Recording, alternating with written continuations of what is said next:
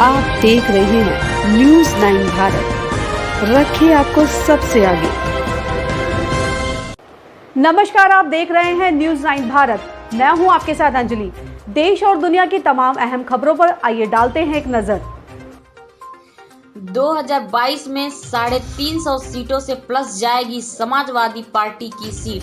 राम आश्रय विश्वकर्मा पूर्व मंत्री सपा 28 सितंबर को आजमगढ़ शहर में स्थित अपने आवास पर पत्रकारों से बात करते हुए समाजवादी पार्टी के पूर्व मंत्री राम आश्रय विश्वकर्मा ने कहा कि 2022 में समाजवादी पार्टी पूर्ण बहुमत से जीत हासिल करेगी, साथ ही साथ 350 सीटों से आगे जीत का रिकॉर्ड कायम करेगी। दल बदलू नेताओं के सवाल पर उन्होंने कहा कि जो नेता पार्टी के नीति और सिद्धांतों से जुड़ेगा वह नेता कभी पार्टी नहीं छोड़ सकता, चाहे वह किसी भी पार्टी का नेता हो। इसके अलावा अगर पार्टी छोड़ने वाला नेता अपने आप को किसी भी पार्टी का सिपाही बताता है तो वह पार्टी का नेता नहीं, अवसरवादी नेता है, जो सिर्फ अपने स्वार्थ के लिए पार्टी में रहता है और जनसेवा का फर्जी बात करता है। समाजवादी पार्टी द्वारा आजम खां के गिरफ्तारी पर चुप्पी साधने के सवाल पर उन्होंने कहा कि ऐसी कोई बात नहीं, आजम खां समाजवादी पार्टी की रीढ़ की हड्डी हैं और पार्टी के फाउंडर मेंबर भी हैं। उनके साथ जब यह घटना घटी तो उनकी लड़ाई समाजवादी पार्टी ने ही लड़ी और राष्ट्रीय अध्यक्ष अखिलेश जी रामपुर के रैली में साइकिल यात्रा निकाली, सांसद में सवाल भी किए। मामला न्यायालय में है, इसलिए कुछ दिक्कत आ रही है जिससे उनको न्याय मिलने में देरी हो रही है। उसके बाद भी आजम खां के साथ जो दुर्व्यवहार हो रहा है यह भारतीय जनता पार्टी की घटिया सोच है, जो कि एक जाति विशेष होने के नाते उन्हें प्रताड़ित किया जा रहा है और फर्जी मुकदमे में फंसाया जा रहा है। किसानों की समस्याओं के सवाल पर उन्होंने पत्रकारों को जवाब देते हुए कहा कि भाजपा सरकार चुनाव से पहले किसानों की मदद करने की बात कही थी, जबकि चुनाव जीतने के बाद अपने सारे वादे भूल गई और नहीं तो किसानों के साथ 3 बिल कानून लाकर उन्हें गुलाम बना दिया है। किसान धरना पर बैठा है, उनकी सुनवाई नहीं हो रही है, जिससे साबित हो रहा कि भाजपा सरकार पूरी तरह से किसान विरोधी सरकार है। इसलिए आने वाले दिनों में किसान मजदूर इस सरकार को सत्ता से उखाड़ कर फेंकेगा और चुनाव मैदान में भी इसका जवाब जरूर देगा। न्यूज़ 9 भारत के लिए रोशनलाल के साथ शिखा रावत की खास रिपोर्ट। इस समय हम मौजूद हैं आजमगढ़ जिला के मेन शहर में पूर्व मंत्री श्री राम आश्रय विश्वकर्मा जी के आवास पर, जो समाजवादी पार्टी से बिलोंग करते हैं। आइए हम जानते हैं, चुनाव से संबंधित बातें करेंगे, क्योंकि आने वाले दिनों में चुनाव आने वाला है। सभी लोग अपने अपने प्रत्याशियों की होड़ लगा रखे हैं, कोई पार्टी छोड़ रहा है तो कोई जुड़ रहा है।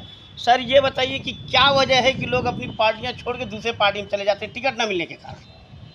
आपने स्वयं बता दिया कि टिकट न मिलने के कारण। जब व्यक्ति या नेता या कार्यकर्ता जब नीतियों सिद्धांतों से जुड़ेगा तो कभी पार्टी नहीं छोड़ सकता है, क्योंकि हर दलों का, राजनीतिक दलों का, हर पार्टियों का अपना विचारधारा है, नीति है, सिद्धांत है और निश्चित रूप से जो लोग उससे बंधे हुए हैं विचारधारा से, वो कभी पार्टी नहीं छोड़ते। ये तो कुछ लोग ऐसे होते हैं जो इधर से उधर आते जाते हैं, वही दल बदलते हैं। हालांकि मुझे गर्व है समाजवादी पार्टी के ऊपर, अपने नेता माननीय श्री अखिलेश यादव जी के ऊपर, कि समाजवादी पार्टी का कोई भी कार्यकर्ता कभी ना तो दल छोड़ा है और ना तो पाला बदला है। सर 2022 में कितने सीटों पर आप लोग चुनाव लड़ेंगे?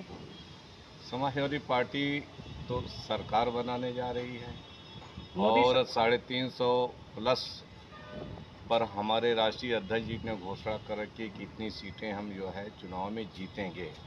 तो 403 विधानसभाओं पर समाजवादी पार्टी चुनाव लड़ेगी और बहुमत से जीत करके उत्तर प्रदेश में सरकार बनाएगी माननीय श्री अखिलेश यादव जी के नेतृत्व में। हाँ सर, समाजवादी पार्टी के जैसे कुछ वोट हैं, आप विश्वकर्मा समाज से हैं तो आपके लोग हैं, यादव परिवार से लोग हैं, माइनॉरिटी के लोग भी हैं, लेकिन देखा जा रहा है कि इस समय जब से ओवैसी जी मैदान में आए हैं, माइनॉरिटी कुछ अपना किनारा खींच रही है, कहते हुए कि आजम खां जेल में बंद हुए तो सपा के लोग खामोश रहे, उनको धरना प्रदर्शन करना चाहिए था, ऐसा नहीं हुआ। इस संबंध में क्या कहना सर आपका? देखिए, मोहम्मद आजम खां हमारी पार्टी के वरिष्ठ नेता हैं और वो फाउंडर मेंबर भी हैं नेताजी के साथ। केवल उत्तर प्रदेश नहीं पूरे देश में समाजवादी पार्टी को जनाधार दिया, आगे बढ़ाने का काम किया। उनका पार्टी को आगे ले जाने में, जन जन तक पहुंचाने में और सरकार बनाने में बहुत ही महत्वपूर्ण योगदान हमेशा रहा है। जब उनके ऊपर जब संकट आया तो समाजवादी पार्टी ने ही उनकी लड़ाई लड़ी। माननीय नेताजी ने उनकी बात उठाई, राष्ट्रीय अध्यक्ष जी ने भी जो है उनकी संघर्ष को उन्होंने लड़ने का काम किया। रामपुर गए, रैलियां की, साइकिलें निकालें, सरकार से जो है ज्ञापन दिया, सरकार से बात की।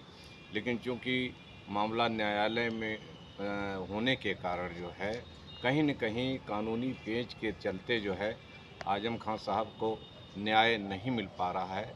लेकिन हम पूरी तरह से कहते हैं विश्वास के साथ कि आजम खान साहब निर्दोष हैं और भारतीय जनता पार्टी जानबूझ करके एक समुदाय का होने के नाते उनको फंसा रही है और उनके ऊपर उत्पीड़न कर रही है। किसानों की समस्या पर आप क्या कहेंगे? किसानों को तो इस बीजेपी सरकार ने बर्बाद कर दिया और जो संकल्प पत्र में वादा किया था कि हम किसान की आय दुगनी करेंगे, दुगनी करने को कौन कहे। बीजेपी सरकार ने किसान को अब पूरी तरह से बर्बाद कर दिया है।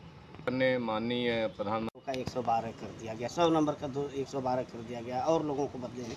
तो क्या सपा सरकार आ रही है, आ जाएगी तो क्या ये नाम पहले की तरह हो जाएंगे? देखिए, नाम बदलने से या जो है कुछ नहीं होता है, बुनियादी है काम करना। तो जानती है कि कौन नाम बदलता है, कौन काम करता है। तो जनता जानती है कि इस उत्तर प्रदेश की राजनीति में अगर काम किसी ने किया तो माननीय नेताजी ने किया है, माननीय श्री अखिलेश यादव जी ने किया है। ये नाम बदलने वालों का कहीं पता नहीं लगेगा, जनता इन्हें उखाड़ फेंकेगी। लास्ट सवाल सर, चाचा जी के बारे में आप क्या कहेंगे? अब ये तो राष्ट्रीय अध्यक्ष जी ही बेहतर जानते हैं और ये जो है राष्ट्रीय स्तर पर निर्णय वही राष्ट्रीय अध्यक्ष जी लेंगे। लेकिन हमारा ये है कि सरकार हमें बनाना है, सबका सहयोग लेना है। आप थे समाजवादी पार्टी के ऋण कहे जाने वाले आजमगढ़ से पूर्व मंत्री रामाश्रय विश्वकर्मा जी। न्यूज़ 9 भारत के लिए अपने सहयोगी शिखा रावत के साथ रोशनलाल। ऐसे ही तमाम खबरों के लिए बने रहिए हमारे साथ न्यूज़ 9 भारत पर। अब चाहूंगी इजाजत, नमस्कार।